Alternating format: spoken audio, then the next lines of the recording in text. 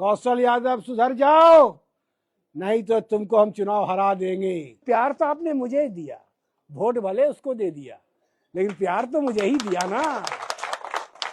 तो प्यार आपसे हमारा रिश्ता प्यार का है, वही प्यार आप खोज रहे हैं। गोविंदपुर से दूसरा विधायक को बना के कहाँ मिलने वाला। जानते हैं आपका विधायक कभी ब्लॉक गया, ब्लॉक देखा क्या? आप बोलिए गया ब्लॉक? ब्लॉक में मीटिंग कराया? कभी नहीं। थाना गया? नहीं गया। लालटेन से नहीं मिला तो बताओ, हाँ? लालटेन नहीं मिला तो निर्दलीय लड़ेंगे? पक्का? पक्का? लालटेन नहीं तो निर्दलीय? पक्का ना? हाँ, जहां पिछले हट ले तो पकड़ वो गर्दनिया, ठीक ना? कहीं करे वात्सलीगंज करे या कहीं करे, यादव है ना हो।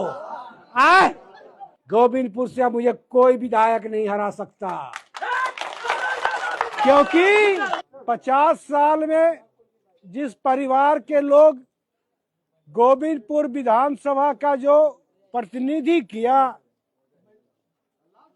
वो चुनाव कैसे हार गया, इसी समीक्षा को लेकर मैं भ्रमण कर रहा हूं, लोगों से बातें कर रहा हूं।